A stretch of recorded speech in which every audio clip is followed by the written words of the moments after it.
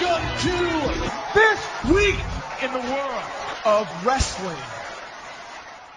Welcome to TWitWoW, the best wrestling podcast made for wrestling fans, by wrestling fans, on the web today. I'm John, that's my cohort and commentary Ashton, and this is our NXT review. And guys, this is the NXT we know and love. Compared to last week, this was an exceptional hour of wrestling programming. Hell, as a standalone episode, this was excellent wrestling quality. I feel like we got some tremendous matches, some great TV segments, just really a throwback to the NXT that you and I know and love, Ashton. Absolutely, dude. It was a really fun episode from beginning to end, and it featured what I am now going to refer to as the most entertaining segment in NXT history. Oh, absolutely. So with that being said, let's not waste any more time. Let us get right into our first segment, Heat of the Night. And Ashton, do you have any heats of the night tonight? Dude, I have one very legitimate heat of the night, and it is super real, super legit, super actuality, serious heat of the night. Okay, alright. Well, what is it, man? Share it with us. How dare you, NXT, put on this amazing of a show and spoil us like this when I know you're not going to follow up on it?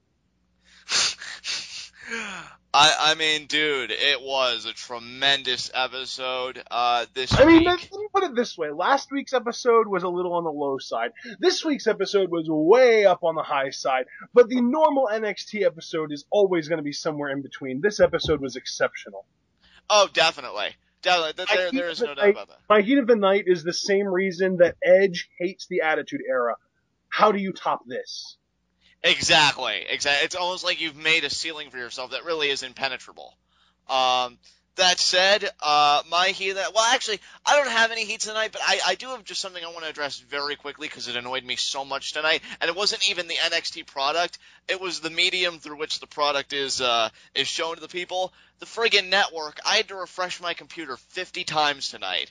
The network kept freezing and freezing and freezing, which really proved to be a detriment to my overall enjoyment of the product. Right. So, yeah, WWE Network, can you please get it together? I'm trying to do things on the straight and narrow, and you're not making it easy for me. I would have had an easier time watching this on a wrestling-related, uploader site. I mean, it's ridiculous. Well, for what it's worth, John, while I do completely sympathize because I've had that problem multiple times, I have completely given up on watching the WWE Network on my computer, and I have foregone it in favor of just going straight to the network app on my phone, which is almost flawless.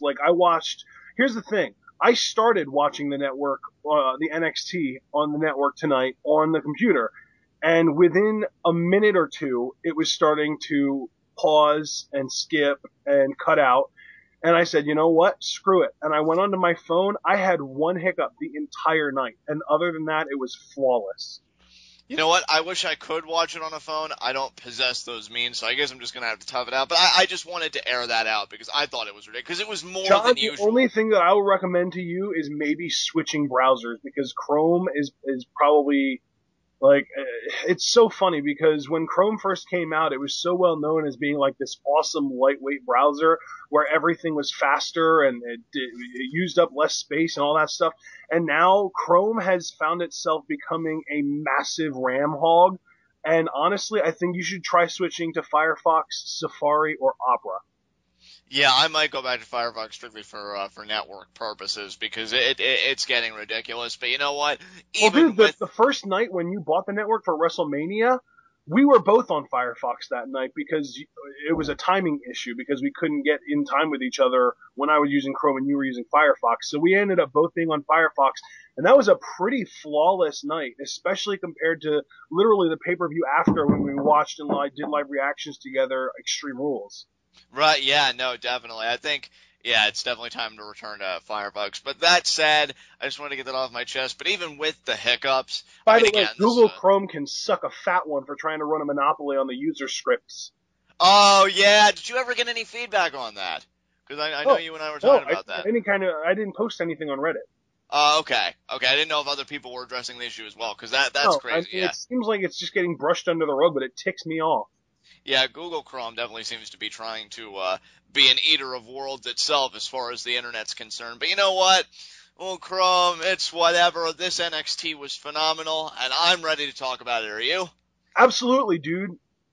So let us get right into the NXT review, and we open this up with some 6 women's wrestling action. Absolutely. We have Bayley, Emma, and Paige versus Charlotte, Sasha Banks, and Summer Rae, formerly and still kind of sort of known as the BFFs, the Beautiful Fierce Females, which I always confuse because every time I start a female wrestling faction with the word beautiful, I just want to stop at people. No, absolutely. It took me a while to get BFFs, in my mind as well. This was a very fun opener. And what I love is they already start telling the story of the dissension among the BFFs already in the entrance. Yep. Because you see Summer Rae is standing the center of attention. Then Sasha Banks just blatantly shoves her out of the way and does a little pose herself. And then Charlotte's like, whoa, I'm the champion. I should be in the center. They didn't even snap in unison, and when that happened, I knew it was all over.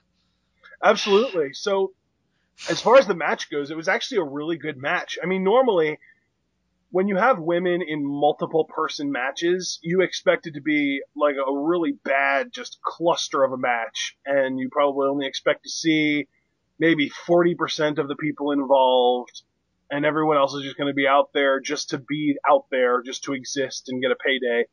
But no, in this match, literally the only person that did not get a legal tag into the match was Paige, believe it or not, and she still was involved in the decision because she ended up taking someone out. So early on in the match, they were telling the story of Sasha and Charlotte kind of teaming up and leaving Summer Rae out. But then at one point we cut to a commercial, and when we got back from commercial, all of a sudden Summer Rae was in the match. So I guess we're just meant to assume that they worked something out because apparently she got tagged in during the commercial break. Eventually Sasha gets back in, and Emma hits the tarantula on her.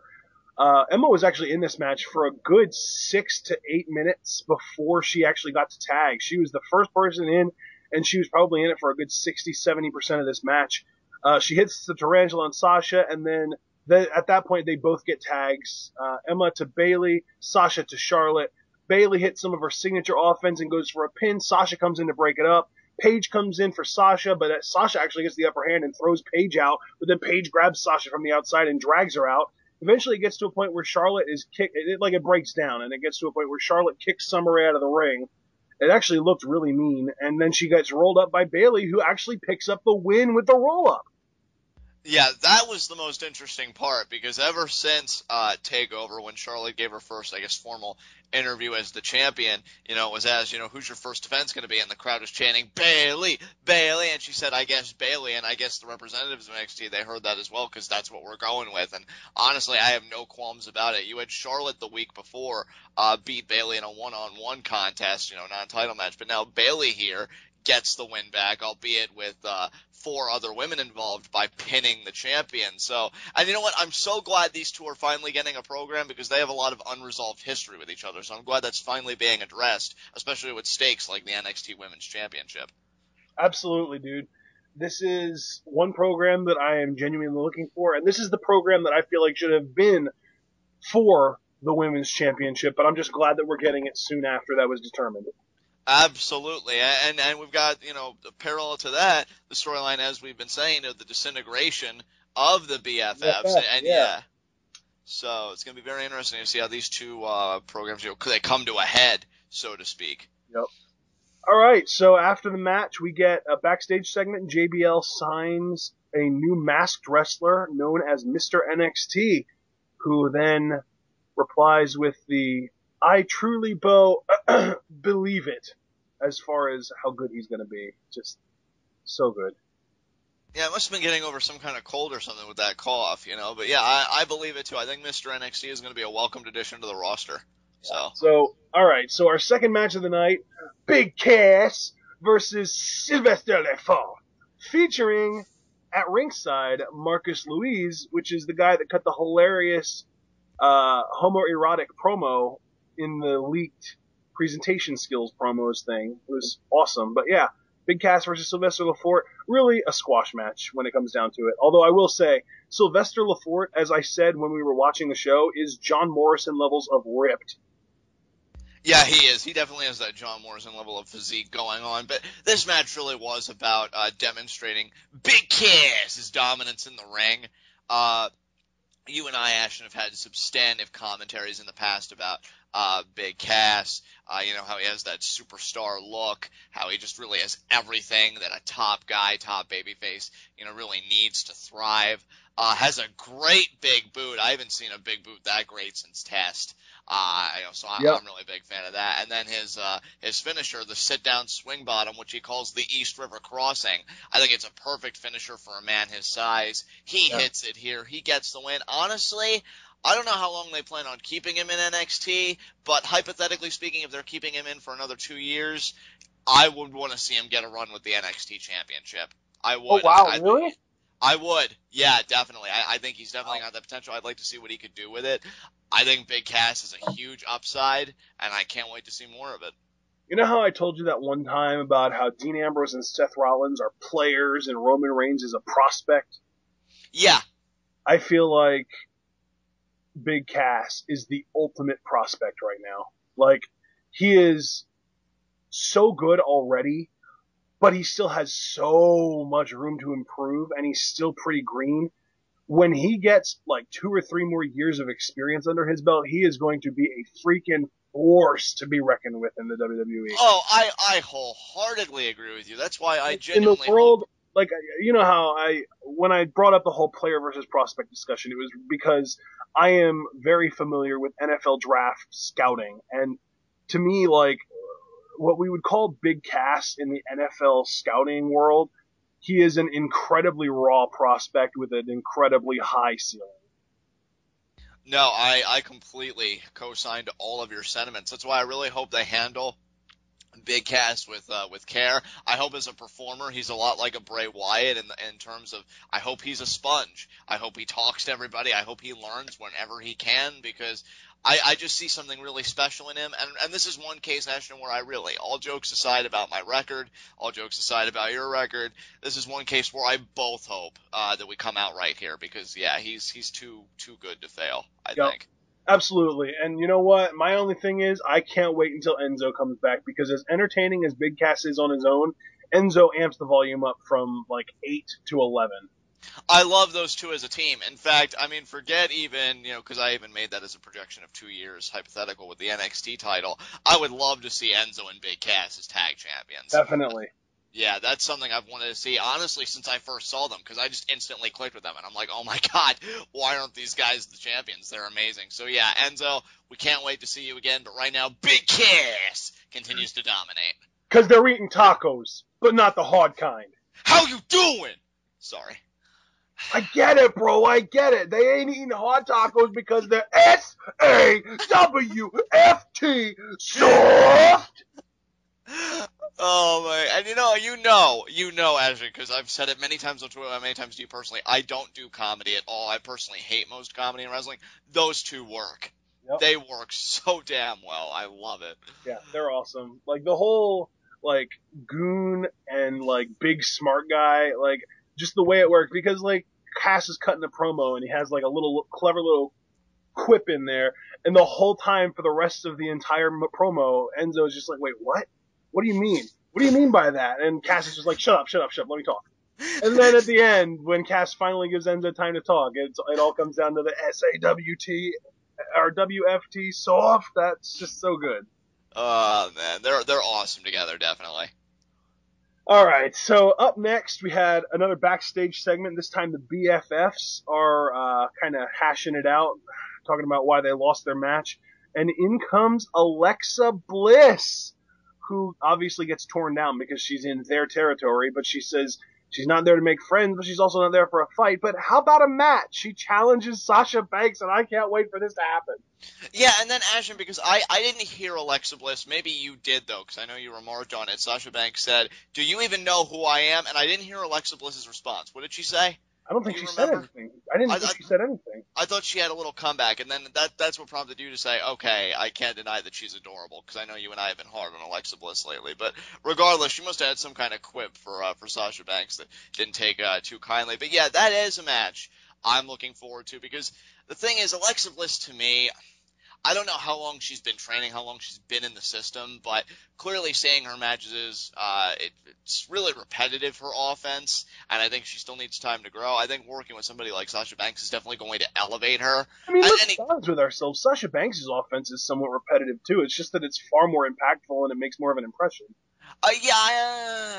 I would agree, but see, here's the thing, dude. I've never seen Sasha Banks, though, do the same move 2 or 3 times in the same match. Yeah, but she just does the same moves in every match. But I guess that's one. That's pretty much everyone in WWE, so I can't really talk about that. Yeah, when I say repetitive, I mean in the same match. Like, I remember one time you noted how Damian Sandow, when he was in a match with John Cena, he did the same sequence of offense from, like, the side Russian leg sweep to the Kobito Akiet, like, 2 times in the same match. Yeah. And that just really shows you gapes in the repertoire. So that's what I'm saying. I think Sasha Banks can really hopefully bring something out of Alexa Bliss, because I'm intrigued to see what these two can do together. I'm still convinced Alexa Bliss should be a heel. Just something about being a face still seems fake to me. But this was better than the stuff we have previously seen from her. Absolutely. So. All right, dude. We need to compose ourselves, and we're going to need to compose ourselves again in about 15, 20 minutes. Sami Zayn versus Mr. NXT. How do we even tackle this? Who should start? I don't. Let's talk about the match first, because that's what happened first. So we open things up with the crowd chanting, Bo, leave, because they know. They're pretty. And besides, he didn't change anything about himself other than the fact that he's wearing a mask and a cape during his entrance. Same exact idiosyncrasies, same entrance, same everything. He's the exact same person, just happens to be wearing a mask. And again, for his entrance, he had a cape on, which is even more hilarious. As far as the match goes, it was decent. Nothing exceptional, nothing bad, nothing, out of the ordinary. I do believe Sami Zayn kicked out of a Bo dog, though. I don't even think Mr. NXT connected with the Bo dog. I believe Sammy countered, which led to an electric chair spot, with Bo and Sammy, where he tried to drop Sammy, but we all know what happened next after that, Ashton. Which led to the Sammy got the mask. Sammy ripped the mask off and revealed it to be Bo, and Bo's freaking out. The crowd is chanting, Bo leave, and Sammy tosses the mask to Bo, which distracts him long enough for Sammy to nail the Yakuza kick for the win. Yeah, really this match served its purpose. I think, it was all about Mr. NXT really being Bo Dallas and then building up to that reveal. And for that, I felt like it was really great. I enjoyed this. It served its purpose is the purpose way. Perfect. Wow, I cannot speak today. It served its purpose is the perfect way of describing what this match did. There you go. Right. All right. So after the match, Sami Zayn brings out security. And, John, I don't know how big of a Scooby-Doo fan you were when you were younger, but this chase scene gives Scooby-Doo chase scenes a real shot for their money as far as being corny and hilarious goes.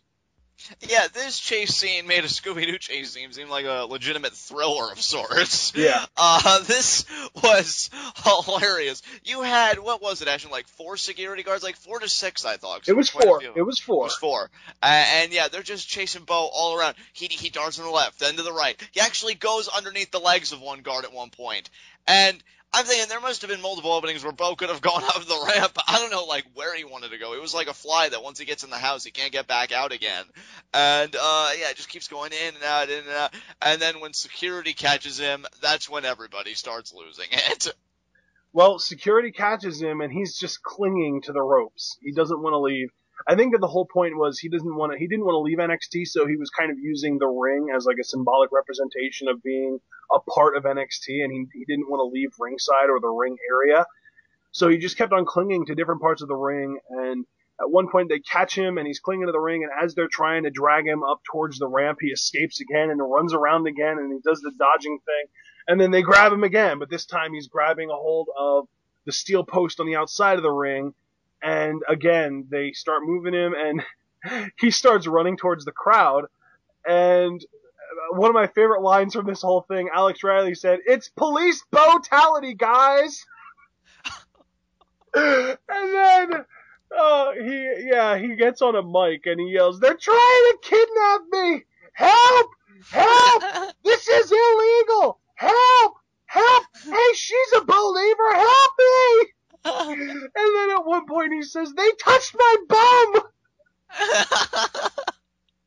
Oh my god. And then I did again have my stream freeze up at some points. This is why I wasn't, because Steven interrupted a great segment like this. But I did hear, as they finally got him out of that general area, he sang to them, "You can't do this to me! I'm Bo Dallas!" I was the NXT champion for 280 however many days. It's just, I love it. It's one of those. And here's the thing, dude. That he ran all the way out to the parking lot. Like, this whole time I was just thinking, oh god, he's going out into the civilian area. He's gonna ruin people's brains. And the security's chasing after him. And they get a hold of him and he grabs the one guy's shirt and starts lifting it up. And he goes, "I'll take your shirt. I'll call the real police." Oh my god.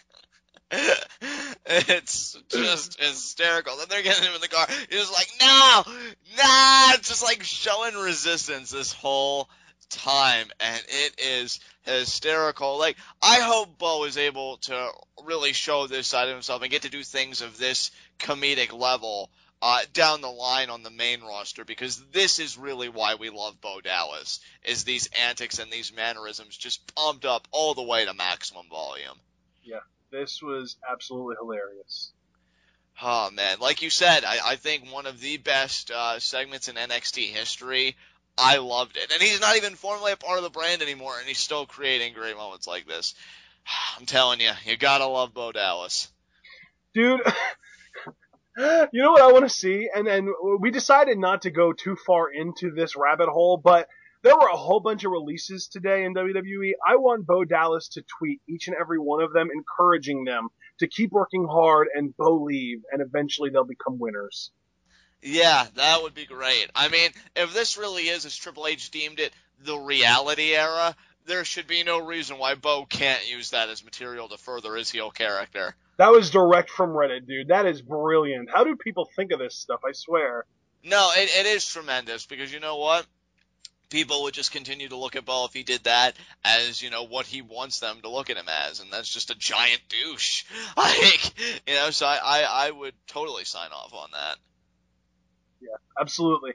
All right, so do we have anything else left to say about this segment? No, this was amazing. If you guys haven't seen it, either catch it on the WWE Network replay or just find it on a third-party site, because it's worth the watch, believe us.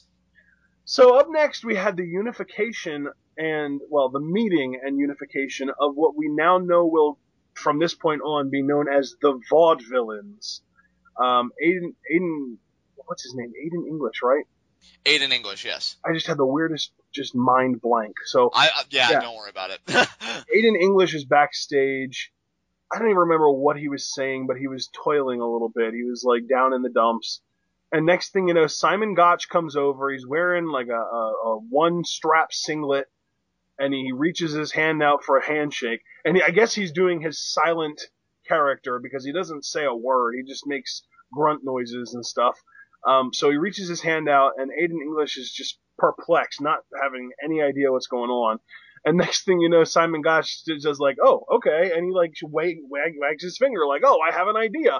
And he goes over, and I guess he rips one of the steel columns out of the set, and he brings it over on his shoulder, and Aiden English is just like, "What? How? What? What are you?" And he just walks away. So I guess this was the first real interaction that we've had between these guys, and we know they're going to be a tag team within the next couple weeks. And you know what? I like it already. I was very curious to see how these two would mesh and what chemistry would be seen on screen with their interactions. And you know what? Simon Gotch being the silent, I guess, powerhouse, because he's really demonstrating that he's strong, you know, taking one of those support beams, and Aiden English being the thespian, the artiste. It's a good mix. I'd be very intrigued to see what these guys can do. Could be a great heel tag team, and we've got now a great babyface tag team in Ty Dillinger and Jason Jordan, and now we could have another great heel tag team in the Vaudevillains. NXT, I think, is slowly starting to establish a legitimate tag team division. Don't forget Kalisto and El Local, dude. Kalisto and El Local, absolutely, and the Ascension as their champions. I mean, a division is there. The semblance of a division is there. Let's hope it continues to come into focus, and I'm very excited for the Vaudevillains, legitimately. So I'm going to start referring, just because we don't actually have an official name for them yet, I'm going to start referring to El Local and Kalisto as Los Aviadores 2.0, because Los Aviadores on FCW was actually a tag team. It was Primo and Epico. Or not Primo and Epico. Hunico and Epico. That's who it was. So, to me, it's like in the same vein, because they were both masked back then, too. So, it just makes sense to me. right. So, Los Aviadores 2.0. Hopefully you can remember that. If not, I will. So, we'll talk about that at another time.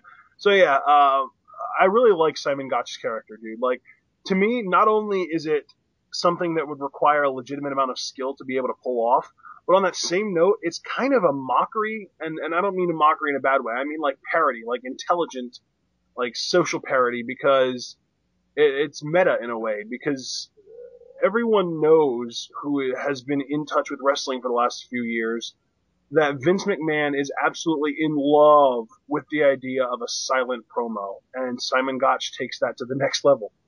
He does, and Simon Gotch, to me, actually, and this will be my closing note because I don't want to dwell on it for too long, but Simon Gotch is just another extension for one of the best qualities about NXT that I've talked with you about extensively, and James and others, and that's that NXT really is a program with the most colorful and creative characters in WWE, and Simon Gotch, I think, is a wonderful addition to that sentiment. So. Absolutely, dude. I'm digging it. All right. So, our main event of the evening, Adrian Neville versus Tyson Kidd for the NXT Championship. This match was literally made last week, and they're already doing it this week. So, clearly they're in some kind of rush to get this program done and over with, which makes me curious as to who is going to be next for Adrian Neville. Maybe they'll start building the program between Neville and Breeze. Yeah, that's right. I forgot. See, that's my thing, though. If you're the number one contender, doesn't mean that you are supposed to be the next guy to face the champion for the title. How did Tyson Kidd get this match? Yeah, I really don't get it either. And what I don't get even more is after kind of, I'm jumping all the way forward, so I apologize for that. But at the conclusion of this match, where was Tyler Breeze? I would have had him appear to remind everybody, hey, I'm next in line. Tyson, get the hell out of my ring. You had your shot. You're a pathetic uggo. It's my time now. And, we really Guess what, though, dude? We can't allow ourselves to forget the NXT roster rotation. And it's brilliant in so many ways, but I think that your point that you just made is probably the first and only example that we've ever really been able to come up with that is a negative for the roster rotation. Yeah. No, because you gotta keep the talent fresh, but it's a tough rope to walk, in the middle. So I commend NXT for doing their best. And you know what, going forward, say if the next week goes by and we cover the next episode and there would still be like no appearance, no mention of Tyler Breeze, then I would have a grievance. But here I can let it slide because that model, that rotation structure, works so brilliantly, and this to me was only a hiccup at best. And as far as the match goes, so we can get back to that, it was a great match. I still think TakeOver was better because I think it had the atmosphere going for it, and really to Natalia's credit, her presence I don't think was really a detriment to this match for me, like I thought it would be. But yeah, still though, a really great bout between these two. These two have excellent chemistry. Definitely. Yeah, I mean, the match was awesome. It was probably a solid 15, maybe even closing in on 20 minutes. And it was a really good match. There was one point that I think you and I both got a little bit disconnected as far as the suspension of disbelief goes, because Adrian Neville kicks out of 2 consecutive top rope elbow drops from Kidd. And I mean, we came up with the whole LOL Neville wins thing because he was reminding us so much of John Cena. I came up with A. John and C. Neville or so, I don't know. But regardless, Adrian Neville definitely had that OP about him that you and I always complain about with John Cena, and more recently the Usos, and obviously for the longest time Rey Mysterio. But Neville does end up winning this match with the Red Arrow. It was a very good match though, and at the end of the day we can honestly say Natalya cost her husband the championship.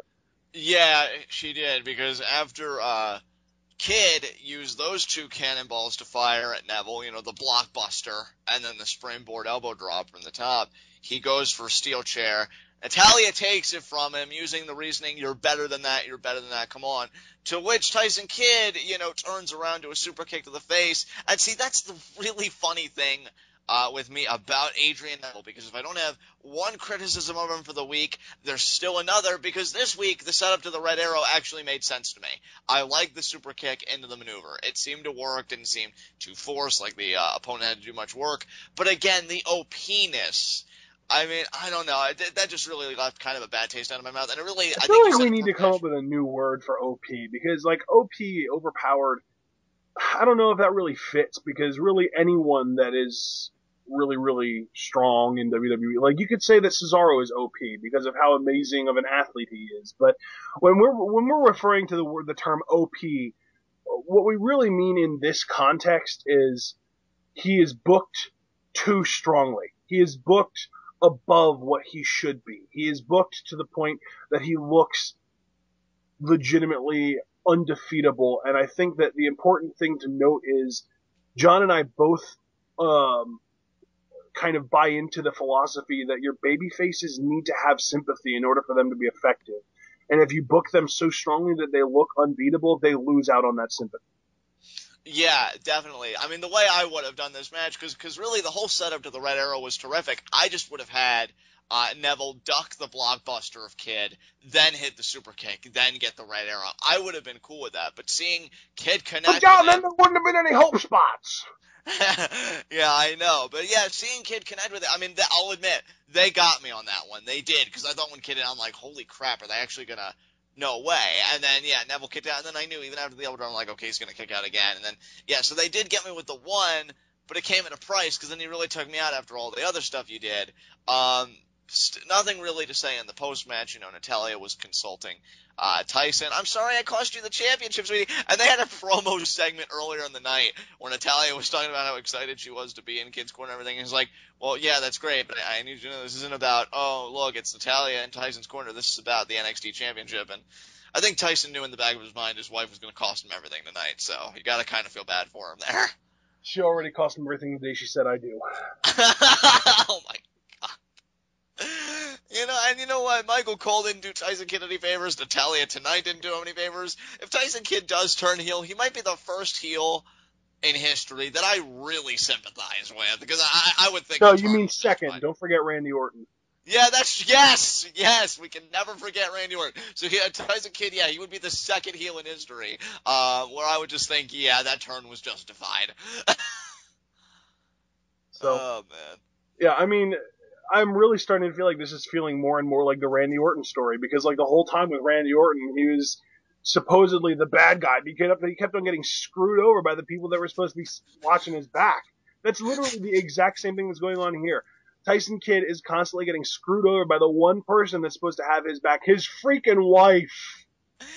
I mean, the NXT crowd before the match, like they even had a formal lockup, were chanting Natty's husband, and we can thank Michael Cole for that, because he ripped Tyson Kidd apart in that pre-match interview. Tyson, if you don't win this match, no matter what else happens in your career, you're always going to be known as Natalya's husband.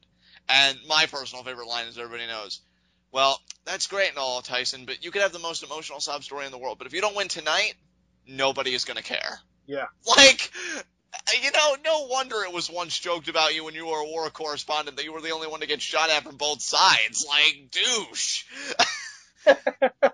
Yeah. I mean, Michael Cole completely douched out on Kid. Natalya needs to learn how to douche out for Kid. And Tyson Kidd is just getting screwed by every direction except for the ones that he wants to be. And who knows what he would have done with the chair. I mean, the Kid's a smart guy. I don't think he would have actually used it on Neville. I think he would have put it in the ring, let the referee see it. The referee would have disposed of it. Kid probably would have done a low blow or something. So, there are worse things in life. But I know, right? I was thinking he would have thrown it at Neville so that he could catch it and let Neville do something with it, because then no matter what, Neville's screwed. If Neville uses the chair, well, then Tyson Kidd gets a rematch because of the disqualification. If Neville disposes of the chair, then he's distracted for a moment and Kid can take advantage of that. If Neville hands the chair to the ref, Kid can cheat. It's a win-win-win. Exactly. But who robs him of the win-win-win? The X Factor, Natalia. The future Ugh. ex-wife. Absolutely deplorable. You know what? I hope that this heel turn culminates in an on-screen divorce, because that's a storyline I could throw in. So good. We've had so many on-screen weddings. What is the perfect antithesis to that? Yeah, I mean, the only time we've really seen, like, a really vicious breakup, but we never saw the formal proceedings of the divorce, was Edge and Vicky. But that would be like Natalia, you've cost me championship gold for the last time. I want a divorce. No, Tyson, I'm Natalia. I've earned everything. I'm the niece of a former... She would say her own name in the breakup promo. Yeah. No, I'm Natalia Neidhart. No. I'm the niece of Bret Hart, former WWE champion and Hall of Famer. I earned this. Oh, God. And the irony, she genuinely believes that because of that, she's earned it. And you know what's funny? Like, people, like, say that Tyson is in the shadow of Natalia. Neither one of them have really had much success in terms of accolades in the business. Natalia is a one-time Divas champion, didn't even hold the title that long, and Kid was a former tag team champion with David Hart Smith, the Hart Dynasty, and that was the pinnacle so far for them currently on both sides. That was around the same year, wasn't it? Like that was all within the same few months of each other.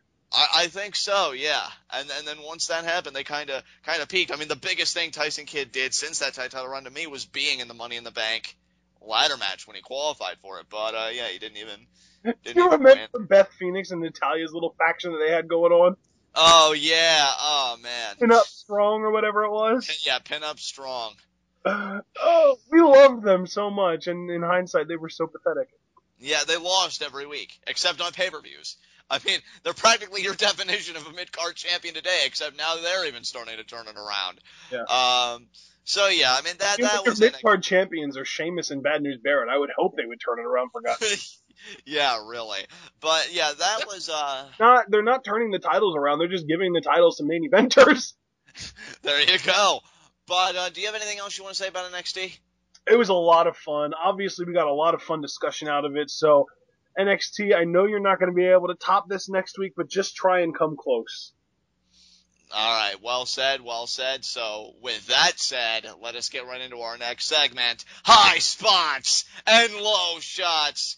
And my low shot, well, we just spent so much time talking about him, Tyson Kidd. Good call.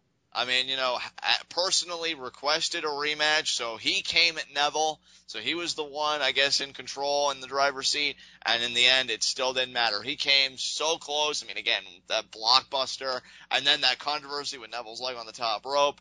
The kid just can't seem to catch a break. I don't know if this means that they're going to put a mask on him, like the one rumor I'm hearing, and he gets on the main roster and they feature him that way, or if they're actually really going to go through, which seems more likely, with this heel turn and see how that plays out. Either way, Tyson Kidd on my TV or computer screen or whatever is excellent, and I'll be okay with either option.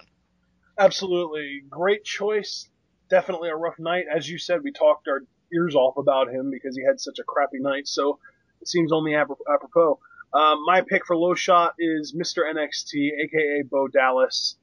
Not only did he lose his match to Sami Zayn in what was actually surprisingly quick, that was like 5 minutes at the most, but he got unmasked, revealed as a fraud, and then carried out of the entire arena kicking and screaming in the most literal sense possible. Yeah, I mean, for the meltdowns that he's had in the past, I honestly thought nothing was going to top him just being like, I can't leave you, and then kicking the ring steps and going, I made you cookies. And then my personal favorite, one of my personal favorite promos so far this year. I don't normally use this kind of language, but you people stink. Yeah. But this topped it. To me, it did. Anybody that's not, because I've read certain columnists, actually, I've read certain opinions, and I know not everybody is sold on Bo Dallas. And in a way, if we put it purely in the context of the main roster, I can understand that, because right now all they're doing is him being, inspirational. I wasn't going to try and do the play on words, and having this undefeated streak and all this stuff, and we don't really get to see these antics and these hijinks, but I hope in due time we will, because that to me is the viability of Bo Dallas. Really enjoyed this. Absolutely. All right, dude, who was your high spot? My high spot, man? Taker. Think. You know what? Wait, beg pardon? I said, don't you even take her. Oh, no. It wasn't even going to be her. You know what? My high spot, I'm going to say, is Big Cass. Oh, okay. Finally picks up a win. It seems like that's been a struggle for him. Yeah, it definitely picks up a win. Commentary continues to put him over as just a potential, really bright star. Even Alex Riley said, does he have the tools to be a future NXT champion? Absolutely. Which, by the way, and I can't believe I'm saying this. This is how you know it must be a really good episode of NXT. I actually liked Alex Riley's commentary tonight. I didn't think he was awful. Right, though? He's getting better, maybe. It doesn't even sound right, does it? But, yeah. So, with that said, you said don't you even take her, so I think you may have given a slight giveaway for your high spot, but still, I always love your analysis, so who is your high spot? As the ring announcer says every time she comes to the ring, it's Bayley! She picks up a huge win tonight, man. She pinned the champion. That's huge. Yeah, Bayley is finally getting, and some may argue that she's been there for a while, but she's really finally getting in that upper echelon in terms of credible divas. Oh, and by the way, I didn't even mention my favorite part of that 6 women's tag team matchup. In the post-match, Paige is so happy for Bayley, they hug. Yeah! So adorable. Yeah. Oh, man. So, no, you know what? I've had my criticisms of Bayley in the past. I've had a lot of praise for her in the past. But you know what? She's really worked hard. I'm glad to see her in this spot. I love her entrance, by the way, with the wacky waving and waving inflatable arm flailing tube, man, yes! Yeah, well, thank you as well for taking the words out of my mouth, because there's no way I would have been able to complete that. But I'm ashamed to admit this, but when I was in high school and I first saw that episode of Family Guy, I practiced all night so that I could say it smoothly for my classmates the next day. Well, how does it feel to know that all these years later it has a legitimate payoff? It paid off, John. It paid off. It was worth it. I know. That's beautiful. But no, you know what, dude? Like, I love her entrance. I love how creatively the powers that be seem to be behind Bayley to give her an entrance like this and to really, again, extend that personality. We haven't heard her cut a promo in a while, but I'm hoping she could just tone down the fangirling for people that haven't even really established legacies yet. Like, I know you remarked how she's, like, in awe of Paige and stuff. Well, that's great, because Paige is amazing, but, keep it in line with people who've already established their legacies. So we'll work on that. Or the alternative is also, I mean, I can understand her marking out for daughters of people who are legends. So if she wants to mark out for Charlotte or Natalya, that's understandable, I guess. Yeah, I mean, that I think is the. But like to mark out over like Sasha Banks or Summer Rae or really even Emma is just superfluous. Yeah, that's what I'm saying, dude. And as long she tones that down, I think we've got an amazing. I already do think, regardless, that we have an amazing women's performer on our hand. That's just the one nitpick I have. But hey, as far as I'm concerned, she's deflecting my criticisms with a potential #1 contendership for the NXT Women's Championship. I cannot wait to see her and Charlotte have a bout for the championship. And honestly, I hope on the episode of NXT that does happen, that's the main event. I do. Absolutely. Yeah. So, with that said, do you see what I did? I believe I did. I said absolutely, John. Yeah, see, I figured I caught it. But, alright then, guys.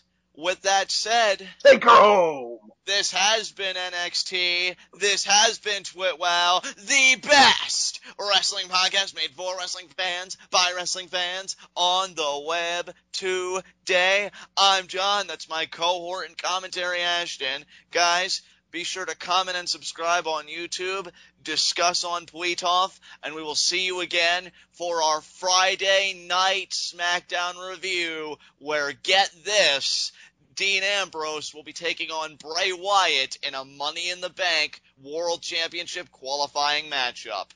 What? Yeah. Where did you hear about that? Just a non-spoiler listing for SmackDown. Oh, see, but that's where reading that kind of non-spoiler listing can be spoilerish, because we would have freaked out if we would have just found out about that match on the show. Yeah, well, I'm still freaking out about it. They're going to put on a clinic. All right, guys. Peace.